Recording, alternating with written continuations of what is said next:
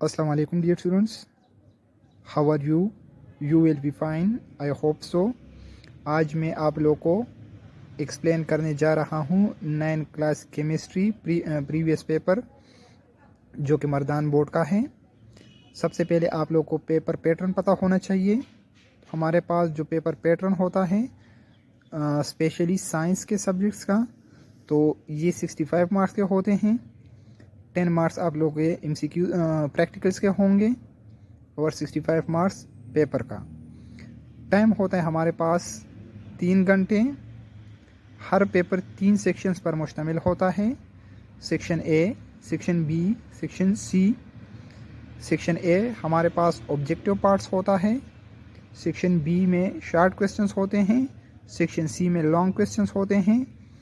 Science के subjects में section A में 12 MCQs होते हैं और उनके 12 मार्क्स होते हैं। सेक्शन ए का टाइम होता है 20 मिनट्स। बाकी पेपर जो होता है अब सब्जेक्टिव पार्ट, तो सब्जेक्टिव पार्ट में हमारे पास सेक्शन बी और सी दोनों आते हैं। तो सेक्शन बी में आप लोग को 11 शॉर्ट क्वेश्चंस गिवन होंगे। तो 11 में से आप लोगों ने 8 शॉर्ट क्वेश्चन सॉल्व करने होते हैं और सेक्शन बी के जो टोटल मार्क्स होते हैं वो 32 होते हैं। सेक्शन सी में आप लोग को 4 लॉन्ग क्वेश्चंस गिवन होंगे। तो उन 4 में से आप लोगों ने 3 लॉन्ग क्वेश्चंस के आंसर देने होते हैं और सेक्शन सी का जो टोटल मार्क्स होता है वो हमारे पास 21 होते हैं। तो आज की वीडियो में हम सिर्फ सेक्शन ए सॉल्व करेंगे। नेक्स्ट वीडियो में हम सेक्शन बी और सी सॉल्व करेंगे। तो आइए चलिए शुरू करते हैं। प्रीवियस पेपर में जो MCQs आए थे तो उनमें से फर्स्ट वन था हमारे पास, which of the following can be broken down into simpler substances. आप लोग को 4 ऑप्शन गिवन हैं। तो इन 4 में से कौन से को आप लोग मज़ीद ब्रेक डाउन कर सकते हैं, यानी कि उसको आप लोग तोड़ सकते हैं। तो option A ammonia, B oxygen, C sulphur और डी आयरन फिलिंग।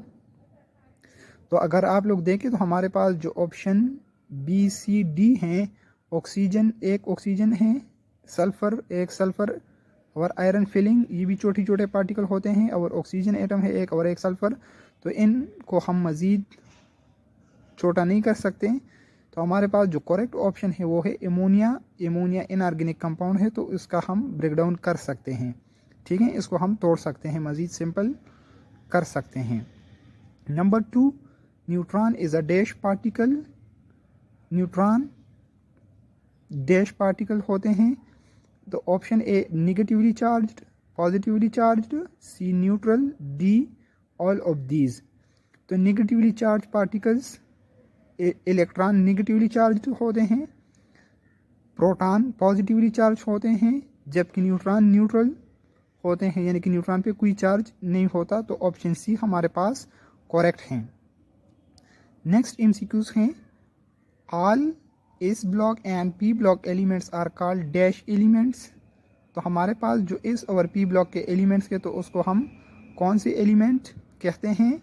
तो ऑप्शन ए है ट्रांजिशन, बी लेंथेनाइड्स, सी एक्टिनाइड्स और डी रिप्रेजेंटेटिव। तो हमारे पास जो करेक्ट ऑप्शन है वो है डी, यानी कि एस और पी ब्लॉक को हम रिप्रेजेंटेटिव एलिमेंट्स कहते हैं। ट्रांजिशन जो एस और पी ब्लॉक के दरमियान होते हैं तो उसको हम ट्रांजिशन एलिमेंट या ट्रांजिशन मेटल कहते हैं। लेंथेनाइड एक्टिनाइड जो पीरियोडिक टेबल के नीचे होते हैं उसको हम कहते हैं। MCQs number 4, in group top to bottom electronegativity.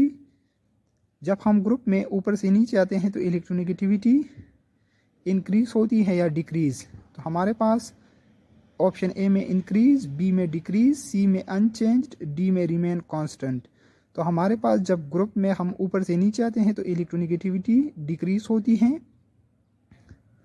Electronegativity हम कहते हैं the ability of an atom to attract electron toward itself in a chemical bond in covalent bond. ठीक है, यानी कि फॉर एग्जांपल अगर हमारे पास एक कंपाउंड है, दोनों ने इलेक्ट्रॉन शेयर किए हैं एक दूसरे के साथ, ठीक है, तो अगर एक एलिमेंट ज़्यादा इलेक्ट्रोनेगेटिव है तो वो जो शेयर पेयर इलेक्ट्रॉन है उसको अपनी तरफ खींचता है। तो इन इस एबिलिटी को हम कहते हैं इलेक्ट्रोनेगेटिविटी। तो इलेक्ट्रोनेगेटिविटी हमारे पास टॉप टू बॉटम डिक्रीज होती है, क्योंकि एटम का साइज़ बढ़ जाता है। जब एटम का साइज़ बढ़ता है तो इलेक्ट्रोनेगेटिविटी डिक्रीज होती है, यानी कि इफेक्टिव न्यूक्लियर चार्ज डिक्रीज होता है, तो इस वजह से इलेक्ट्रोनेगेटिविटी भी डिक्रीज होती है। MCQ number 5, the adhesive action of paints and dyes is developed due to, यानी कि हमारे पास जो पेंट्स और डाइस होते हैं तो इसमें एडहेसिव एक्शन किस वजह से डेवलप होता है, तो ये हमारे पास हाइड्रोजन बॉन्डिंग की वजह से इसमें डेवलप होता है एडहेसिव एक्शन, ठीक है, यानी कि चिपकने की सलाहियत। नेक्स्ट MCQs हैं हमारे पास MCQs number 6, the conversion of liquid into gaseous state is called, यानी कि जब हम लिक्विड को गैसियस स्टेट में कन्वर्ट करते हैं तो इसको हम क्या कहते हैं, तो इस प्रोसेस को हम इवापोरेशन कहते हैं। डिपोजिशन नहीं है ये हमारे पास, डिपोजिशन जमा करने को कहते हैं। कंडेंसेशन, कंडेंसेशन वो प्रोसेस है जिसमें हमारे पास जो पार्टिकल इवापोरेट हुए होते हैं या गैसेस कन्वर्ट होते हैं बैक टू लिक्विड, तो उसको हम कंडेंसेशन कहते हैं। सब्लिमेशन वो प्रोसेस है जिसमें हमारे पास सॉलिड डायरेक्टली कन्वर्ट होते हैं गैसियस स्टेट में, तो हमारे पास सब्लिमेशन भी नहीं है, तो करेक्ट ऑप्शन है हमारे पास बी, इवापोरेशन।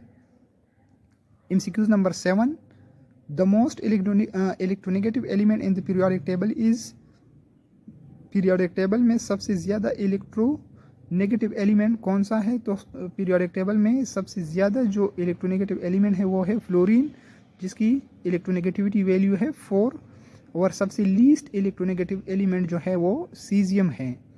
याद रखें, सबसे लीस्ट इलेक्ट्रोनेगेटिव एलिमेंट सीजियम है, और सीजियम को हम कहते हैं कि caesium is the most electropositive element in the periodic table, और लीस्ट इलेक्ट्रोपॉजिटिव एलिमेंट फ्लोरीन है। MCQs number 8, a solution of non concentration is called dash solution, यानी कि अगर एक सोल्यूशन है और उसका कंसंट्रेशन हमें पता है, हमें उसका मिकदार मालूम है, तो उस सोल्यूशन को हम क्या कहते हैं, तो उस सोल्यूशन को हम स्टैंडर्ड सोल्यूशन कहते हैं। When there is a low concentration of solute in a solution is called, अगर एक सोल्यूशन में, यानी कि मतलब जब एक सोल्यूशन में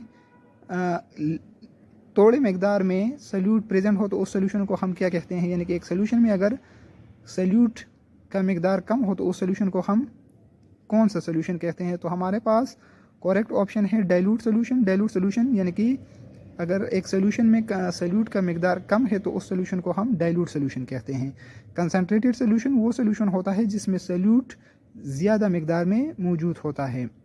सैचुरेटेड सोल्यूशन वो सोल्यूशन होता है जिसमें हम मज़ीद सोल्यूट डिज़ोल्व नहीं कर सकते। सुपर सैचुरेटेड सोल्यूशन वो सोल्यूशन, यानी कि जब हम सैचुरेटेड सोल्यूशन को हीट दे दें और उसमें मज़ीद सोल्यूट डिज़ोल्व करें तो उस सोल्यूशन को फिर हम सुपर सैचुरेटेड सोल्यूशन कहते हैं। Dash deals with the inter conversion of electrical and chemical energy, तो चैप्टर 7 में आप लोग पढ़ चुके हैं कि electrochemistry deals with the inter conversion of electrical and chemical energy. Next MCQs हैं 11 number, dash is use for preparation of NaOH, तो हमारे पास Nelson cell is used for preparation of NaOH।